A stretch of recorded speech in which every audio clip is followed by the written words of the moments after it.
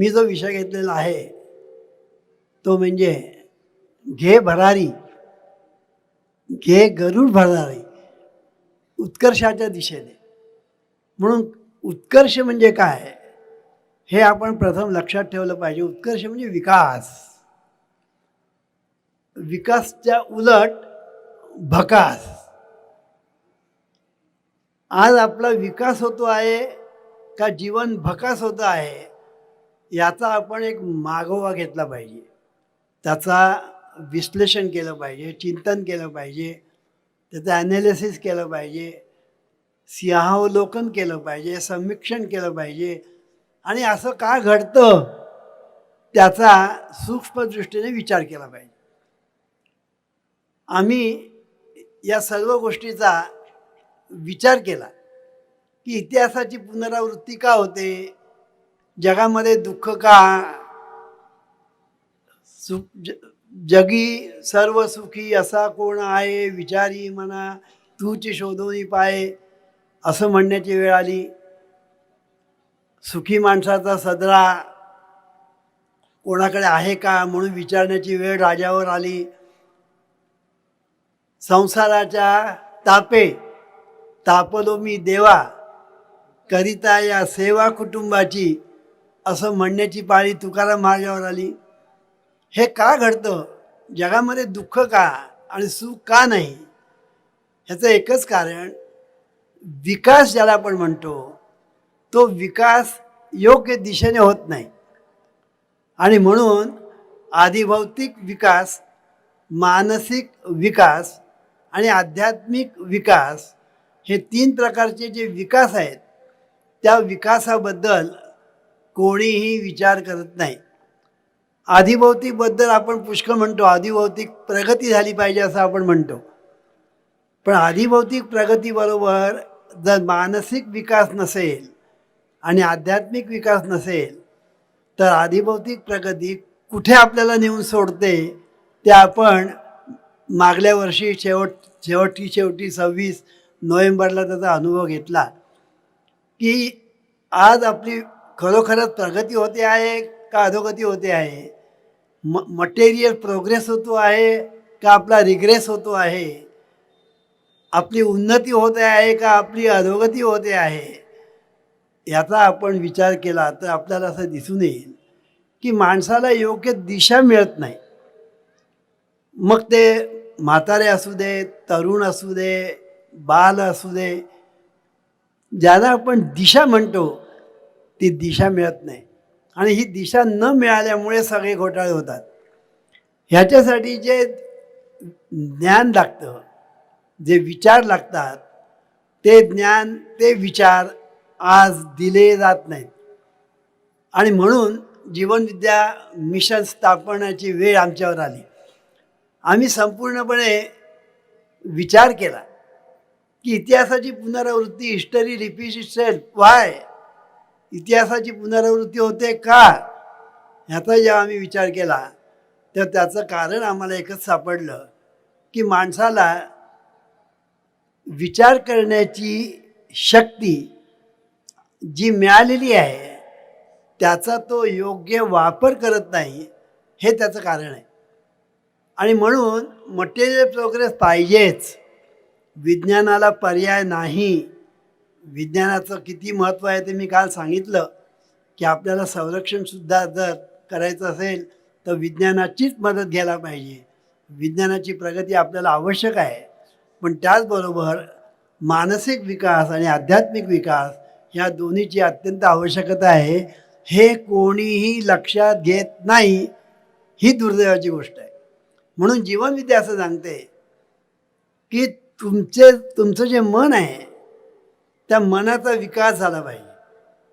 मनाचा विकास झाला पाहिजे याचा अर्थ असा की तुम्हाला चांगले विचार करण्याची सवय जडली पाहिजे.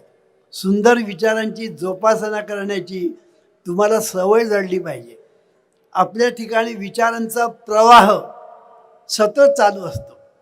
सतत तुम्ही थांबवण्याचा किती प्रयत्न केलात ना, थांबत नाही. आपण म्हणतो योगा हा चित्तवृत्ती निरोध, हा असं आपण म्हणतो. पातंजलीने असं म्हटलं आहे, योगा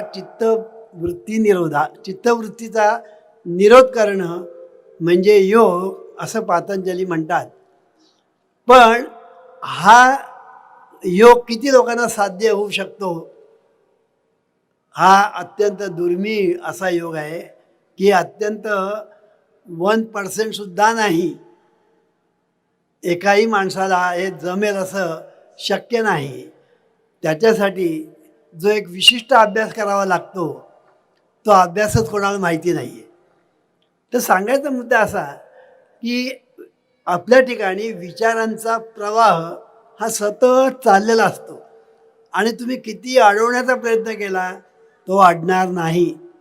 नदीचा प्रवाह सतत चाललेला असतो, तुम्ही त्याला अडवण्याचा प्रयत्न केलात तर तो दुसरीच दिशा घेतो.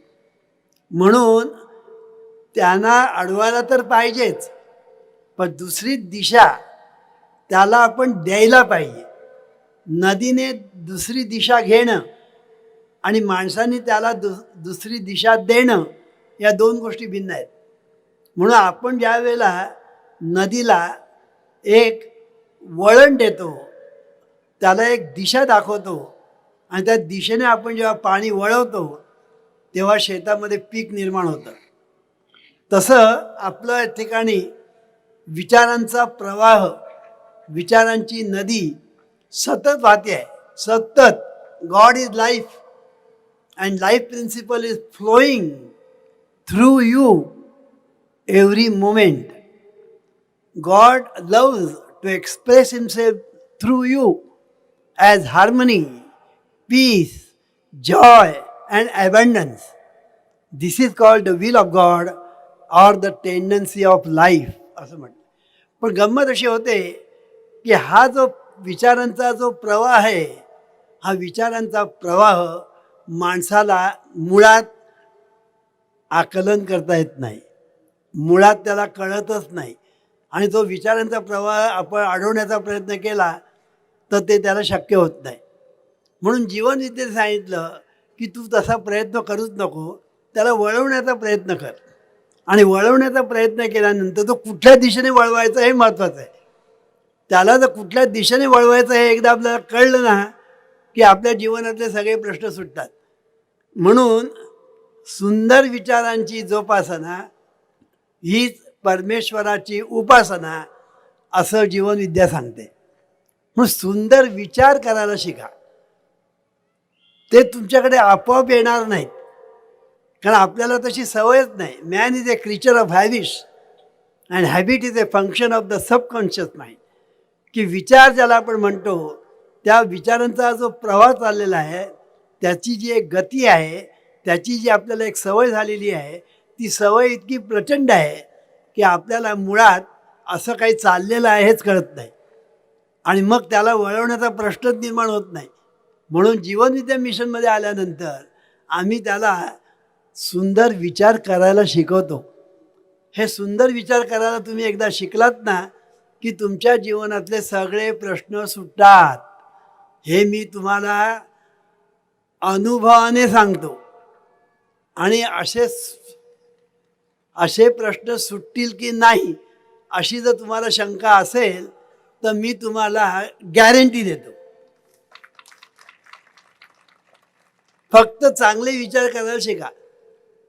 पण गंमत अशी होते की हा सर्वसाधारण माणसाला जमत नाही, कारण मगाशी म्हटल्याप्रमाणे तो सवयीचा गुलाम झालेला आहे आणि हा सवयीचा गुलाम झाल्यामुळे त्याचं सगळं पुढे चुकत गेलं. म्हणून एका इंग्लिश लेखकाने असं म्हटलेलं आहे, सो म्हणजे SOW, sow actions and reap habits, sow habits and reap character, sow character and reap destiny. म्हणजे डेस्टिनी म्हणजे नशीब. आता नशिबापर्यंत आपण कुठून पोचलो बघा, की आपण जे ॲक्शन सो म्हणजे पेरतो, त्या पेरण्यापासून सुरुवात झालेली आहे की आपण बहिर्मनाच्या द्वारे अंतर्मनाच्या शेतात आपण विचार पेरत असतो. ही आपल्याला हळूहळू सवय जडते आणि म्हणून ॲक्शन्सची परिणती सवयीमध्ये होते. सवयी पेरल्या जातात, सवयी पेरल्या जातात. कळलं ना? सवयी पेरल्या जातात आणि त्याचा परिणाम होतो, म्हणजे परिणती होते, म्हणजे ट्रान्सफॉर्मेशन होतं. स्वभाव. आता स्वभाव जो आहे तो पेरला जातो आपोआप सवयीने, आणि त्याचं परिणती नशिबामध्ये घडते. म्हणून नशीब हे कुठून येतं? त्याची सुरुवात ॲक्शन्सपासून होते. पण तो जो इंग्लिश लेखक आहे त्याने विचारांचा विचार केला नाही, तो जीवनविद्येने केला. जीवनविद्या असं सांगते की ॲक्शन करण्यापूर्वी आपण विचार करतो. विचार केल्याशिवाय ॲक्शन होत नाही, हे पहिलं लक्षात ठेवलं पाहिजे. म्हणून विचार जेव्हा आपण करतो तेव्हा त्याच्या नंतर ॲक्शन होते. म्हणून प्रथम sow thoughts and reap actions. Reap actions म्हणजे सो ॲक्शन्स, रीप कॅरेक्टर, मग नशीब. अशा तऱ्हेने त्याची परिणती होते. हे मी काय सांगतो आहे की विचारांचा विचार केला गेला नाही, त्याचे दुष्परिणाम मानवजातीला जे भोगावे लागले ते आजपर्यंत. आता हे विचार येतात कुठून? प्रश्न निर्माण होतो. हे विचार येतात कुठून? विचार संस्कारातून येतात. विचार जे येतात ते संस्कारातून येतात. म्हणून संस्कार तुमचे कसे केले जातात याच्यावर माणसाकडून विचार कसे निर्माण होणार हे अवलंबून असतं. आज आपण जर पाहिलं तर निरनिराळ्या तऱ्हेच्या ज्या संस्कृती आहेत या जगात, ते आपापल्या संस्कृतीप्रमाणे मुलाबाळावर लहानपणापासून संस्कार करीत असतात. आणि हे जे संस्कार करीत असतात ते इतके दृढमूल होतात इन कोर्स ऑफ टाईम, इतके दृढमूल होतात की तो त्यांचा स्वभाव बनतो. आणि मग त्याचं सर्व नशीब त्यांना भोगावं लागतं आणि त्याच्याबरोबर इतरांना भोगावं लागतं. 26 नोव्हेंबरचा जो प्रकार आहे तो हा असा आहे की संस्कार केले गेले, त्यात दोष त्या तरुणांचा नसतो. त्या तरुणांना जे संस्कार केले गेले तो दोष असतो. आणि म्हणून संस्कार करणं आणि संस्कार होणं ह्या दोन गोष्टी पुन्हा भिन्न आहेत. म्हणून जीवनामध्ये दोन्ही गोष्टी घडत असतात. संस्कारही होतात आणि संस्कार आपोआप घडतही असतात. आणि या संस्कारातून माणूस निर्माण होत असतो. मग त्याच्यामध्ये माणुसकी निर्माण व्हायची का त्याच्यामध्ये माणुसकीच्या उलट पशुत्व निर्माण व्हायचं, हे त्याला मिळणाऱ्या संस्कारावर अवलंबून असतं. म्हणून जीवनविद्या सांगते तूच आहेस तुझ्या जीवनाचा शिल्पकार. हे मी का म्हणतो नेहमी, हा संस्कार आहे. आणि हा संस्कार नुसता एका व्यक्तीवर नाही, हा कलेक्टिव्ह सबकॉन्शियस माइंडवर केला जाणारा संस्कार आहे. आणि तो इतका महत्त्वाचा आहे की तुम्ही हे जसजसं गुणगुणायला लागाल, गुणगुणणे फार महत्त्वाचं असतं बरं का. तुम्ही जे गुणगुणता ना ते सबकॉन्शियस माइंडमध्ये लवकर जातं. म्हणून गुणगुणनाला महत्त्व. पण आज आम्ही गुणगुणतो काय? काय ग सकू, काय ग सकू, बोला दा जीवा, बोला दा जीवा, हे आम्ही गुणगुणतो. कळलं की नाही? गुणगुणणं ज्याला म्हणतात ना ते हे गुणगुणायला पाहिजे. तूच तुझ्या जीवनाचा शिल्पकार, गुणगुणत राहा. आणि तुमचं शिल्प तुम्हीच घडविता की नाही त्याचा अनुभव घ्या. जीवनविद्येचं तत्त्वज्ञानाचं हे एक वैशिष्ट्य आहे की तुम्ही त्याचा अनुभव ताबडतोब घेऊ शकता. हा सूर्य आणि हा जयद्रथ, की तिकडे आणि वेळ नाही. आपल्याकडे म्हण आहे, बाप दाखवण्याचं श्राद्ध कर. तसं जीवनविद्येचं असं आहे की ताबडतोब तुम्हाला रिझल्ट. तुम्ही फक्त सुरुवात करा आणि तुम्हाला रिझल्ट मिळतात की नाही बघा. आता अमेरिकेमध्ये आमचे जे काही शिष्यमंडळी गेलेले आहेत त्याने आता जीवनविद्येचा हळूहळू तिकडे प्रचार करायला सुरुवात केला आहे. आणि आता तिकडे 4 अमेरिकन बायका येतात आणि त्यांनी सांगितलं की आम्हाला इन शॉर्ट ऑफ टाईम आम्हाला हे चांगले चांगले अनुभव येऊ लागले प्रार्थनेचे. ह्याचं कारण का, तुम्ही ज्याला गुणगुणता त्याला गुणगुणणे फार महत्त्वाचं असतं आणि त्या गुणगुणण्याने सबकॉन्शियस माइंडमध्ये ते फार लवकर जातं आणि एकदा सबकॉन्शियस माइंडमध्ये ते गेलं की तुमचं काम झालं. आणि म्हणून as soon as your subconscious mind accepts any thought or idea, it proceeds to put it into effect. It uses all its mighty resources to that end and mobilizes all the mental and spiritual laws of your deeper mind. असं doctor Murphy म्हणतात. हे का मी सांगतो आहे की हे जे गुणगुणणं आहे ते फार महत्त्वाचं आहे आणि सबकॉन्शियस माइंडने ते पकडणं हे त्याहून महत्त्वाचं आहे आणि ते पकडलं जातं लवकर गुणगुणण्यातून. म्हणून हे गुणगुणायला शिका आणि त्याचा अनुभव घ्या. हे अनुभवाचे जोगे नव्हे बोलायचे. तर सांगायचा मुद्दा असा की हा संस्कार आहे, कलेक्टिव्ह सबकॉन्शियस माइंडवर केलेला कलेक्टिव्ह संस्कार आहे आणि म्हणून आम्ही या ठिकाणी म्हणतो इतकंच नव्हे तर तुम्हा सर्वांना म्हणा म्हणून सांगतो. त्याचं कारण हेच आहे. आता सगळे म्हणतात ही आनंदाची गोष्ट आहे, नाही तर पुष्कळ वेळेला काय आहे, तुम्ही म्हणा मी म्हटलं नाही तरच चालेल. कुठे लोकांना समजतंय? लोकांना समजलं नाही ते देवाला समजतं की नाही. म्हणून या ठिकाणी काटकसर करू नका, लाजू नका. अहो जिथे लाजायला पाहिजे काही लाजत नाही. सिगारेट, अरे सिगारेट ओढणं किती वाईट आहे ते त्याच्यावरच पाकिटावरच लिहिलेलं आहे. अरे तुला कॅन्सर होईल, अल्सर होईल, रोग होतील, पण ते तू बघतच नाही. कळलं की नाही. ते मांजर जसं दूध पिताना तिला वाटतं काय कोणी बघत नाही, दूध पितं मग धपाटा बसतो. तर सांगायचा मुद्दा, जिथे लाज वाटायला पाहिजे तिथे लाज वाटत नाही आणि देवाचं नाव घ्यायला मला लाज वाटते.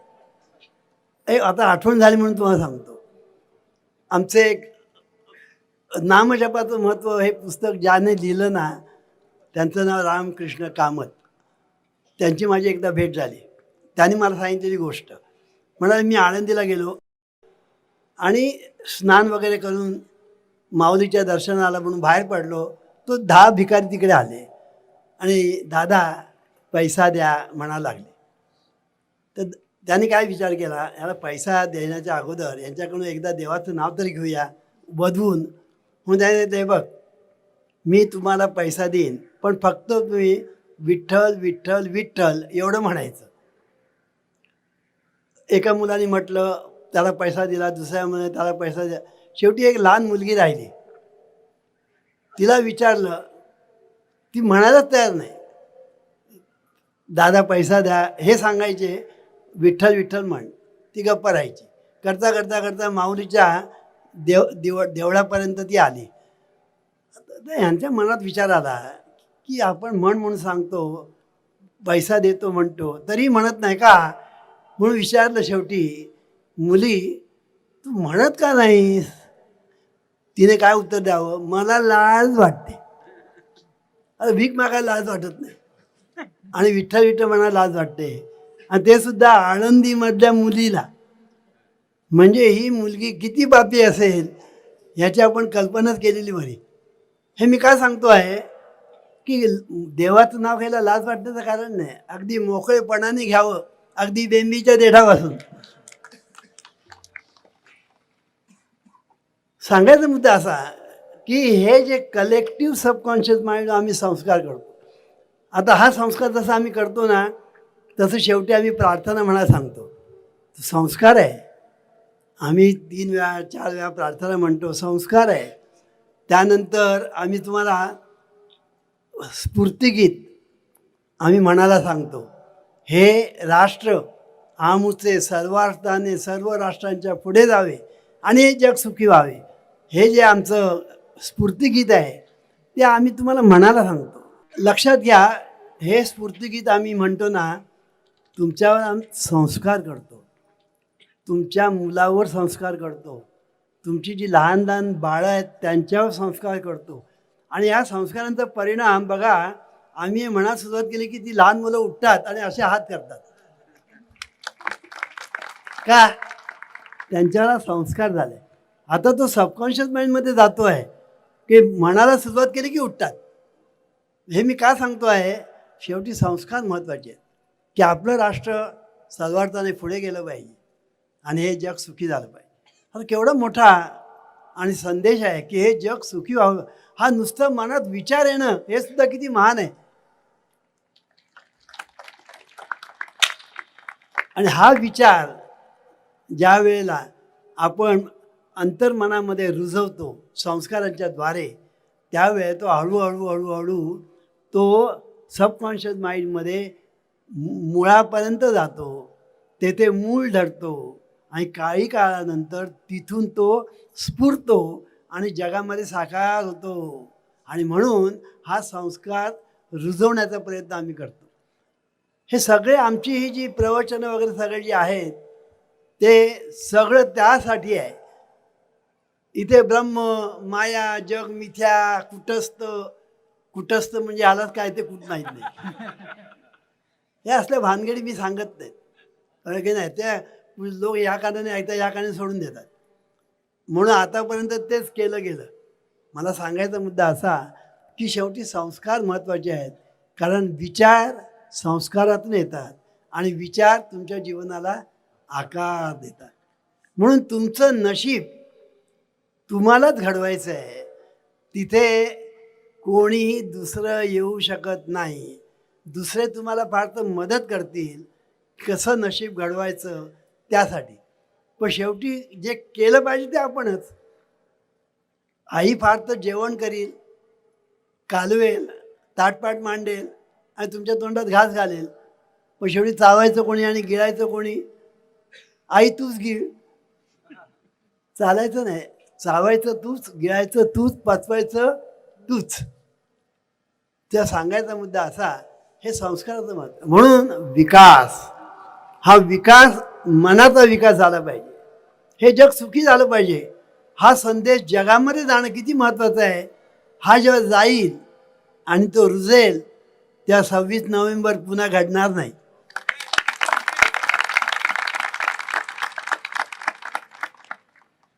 आणि म्हणून जीवनविद्या हे शिक्षण, हे संस्कार जे देऊन राहिलेले आहे त्याच्या पाठीमागे जग सुखी करणं हा एकच हेतू आहे. आणि त्यासाठी हे राष्ट्र सर्व अर्थाने पुढे पुढे गेलं पाहिजे.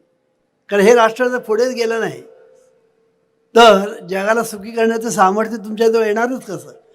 आणि म्हणून शेवटी सामर्थ्य महत्त्वाचं आहे.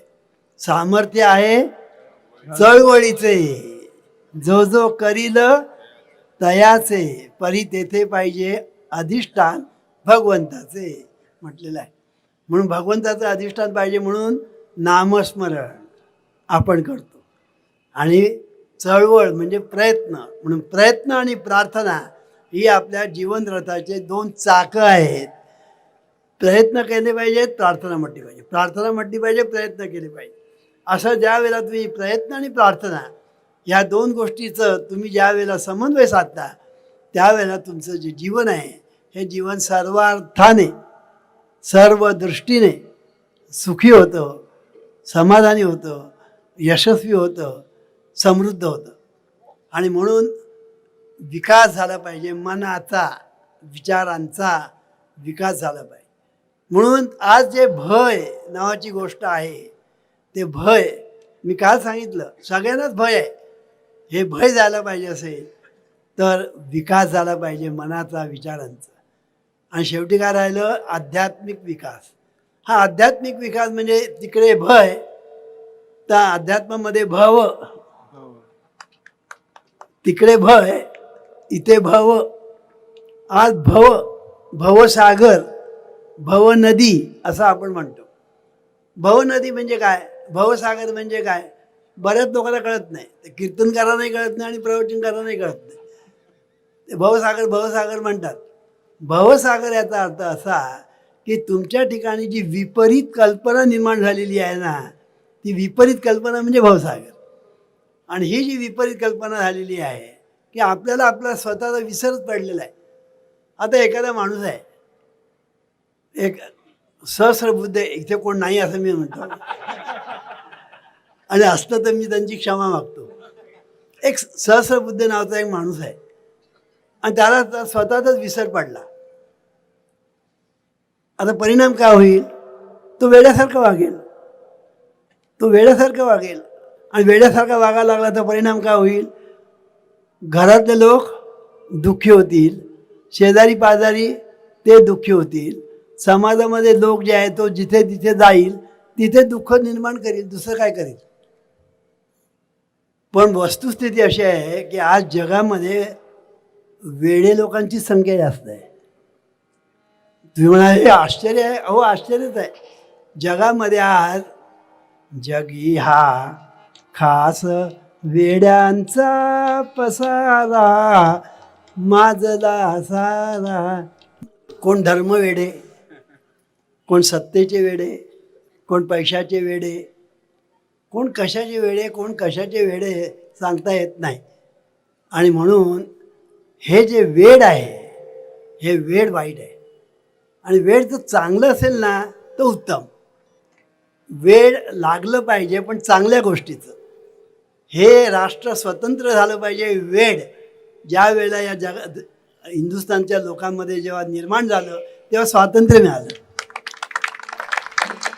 ते वेड पाहिजे. ह्याच्यासाठी तुमच्यावर मनावर चांगले संस्कार व्हायला पाहिजे. आता चांगले संस्कार होण्यासाठी जे लागतं त्यात आपल्या देशात आहे का? बघा, तुम्ही विचार करा. आपल्या घरात आहे का? देशात मारू घरात आहे का? बघा, आपण घरामध्ये सुद्धा मुलाबाळावर संस्कार करत नाही. आणि मग ते करू शकलो नाही की मग तीच मुलं आपल्याला डोईजड होतात. तीच मुलं आपल्याला डोईजड होतात. कारण का? लहानपणी त्यांना वळण दिलं नाही, त्यांना संस्कार दिलं नाही. म्हणून मी नेहमी सांगत असतो, जोपर्यंत तुमची मुलं तुमचं बोट धरून जीवन विद्या मिशन येतं तोपर्यंत त्यांना आणा. एकदा त्यांचं बोट सुटलं की तुम्ही घराबाहेर. लक्षात ठेवा, शेवटी मुलं आईबापांना वृद्धाश्रमामध्ये नेऊन सोडतात. का? कारण एकच आहे, त्यांच्यावर संस्कार आपण करत नाही. आणि म्हणून संस्कारांना फार महत्त्व आहे. म्हणून आमच्या ह्याच्यामध्ये आम्ही पहिल्यापासून संस्कार करतो. जीवनविद्येचे 5 देव आणि त्याच्यामध्ये आणखीन 2 देव आहेत. एक म्हणजे माता, पिता, शिक्षक, सद्गुरू, आत्मदेव, राष्ट्र आणि विश्व. आम्ही 7 देव सांगतो. तर सांगायचा मुद्दा असा की जो खरा देव आहे ना तो निराकार आहे, तो निर्गुण आहे, तो सर्वव्यापी आहे, तो अदृश्य आहे, तो अव्यक्त आहे. आणि त्याचं दर्शन आतापर्यंत कोणालाही झालेलं नाही, याच्या पुढे कोणाला होणार नाही. तुम्हाला वामनराव कशावरून सांगतो तुम्हाला. अहो साधी वीज, आता विजेचा आपण सगळा अनुभव घेतो. ती वीज कोणाला दिसलेली आहे का? वीज कोणाला दिसली नाही. विजेला कोणी स्पर्श करू शकत नाही. विजेला तुम्ही चाखू शकत नाही. विजेला तुम्ही ऐकू शकत नाही. विजेचा तुम्ही वास घेऊ शकत नाही. आणि तरीसुद्धा वीज आहे. आणि ती वीज, तिचा प्रभाव आता आपण पाहतो आहोत. आणि तिचा प्रताप, ती जेव्हा जाळते मारते तेव्हा आपण अनुभवतो. म्हणून विजेचा प्रताप आणि प्रभाव त्याद्वारे आपण विजेला अनुभवतो. पण तरीसुद्धा वीज आपण पाहू शकत नाही. तसा भगवंत, तसा देव, त्याचा प्रभाव आणि प्रताप आपल्याला नित्य अनुभवायला येतो. पण तो कोणालाही दिसू शकत नाही. हे पहिलं लक्षात ठेवलं पाहिजे. मग ह्याला पाहायचा कुठे? आईकडे पहा, वडिलांकडे पहा, शिक्षकाकडे पहा, स्वतःकडे पहा. शरीर साक्षात परमेश्वर. सांगायचा मुद्दा, ज्याला आपण भव असं म्हणतो, तो भव म्हणजे आपल्या ठिकाणी निर्माण होणारी चुकीची कल्पना की आपण वास्तविक मुळात परमेश्वर स्वरूप आहोत, सच्चिदानंद स्वरूप देव आपणच आहोत हे आपलं शास्त्र सांगतं. तत्त्वमसी शिवोहम अहम ब्रह्मास्मी सोहम हे आपलं शास्त्रच सांगतं. पण आपण ते कधी लक्षात घेत नाही. मग आपण कोणाकडे बुवाकडे जातो, बाबाकडे जातो, कुठे देवऋषीकडे जातो, कुठे फकीराकडे जातो आणि आपलं नुकसान करून घेतो. म्हणून खरा जो देव आहे तो देव तुम्हाला कधी दिसणारा नाही. त्याला पाहायचं असेल ना तर आईकडे पहा, वडिलांकडे पहा. अशा तऱ्हेने तुम्ही ज्या पाहाल ना तर हळूहळू पाहता पाहता पाहता पाहता पाहता मग तुला जे दिसतंय ना ते सर्व भगवंतच हा अनुभव तुला येईल. ही दृष्टी आपल्याला प्राप्त झाली ना की संसार सुखाचा. आता संसार सुखाचा करायचा का दुःखाचा करायचा हे कोणी ठरवायचं? तू ठरवायचं, कारण तूच आहेस तुझ्या जीवनाचा शिल्पकार. ईश्वरा सर्वांना चांगली बुद्धी दे, आरोग्य दे, सर्वांना सुखात आनंदात ऐश्वर्यात ठेव. सर्वांचं भलं कर, कल्याण कर, रक्षण कर आणि तुझे गोड नाम मुखात खंड राहू दे.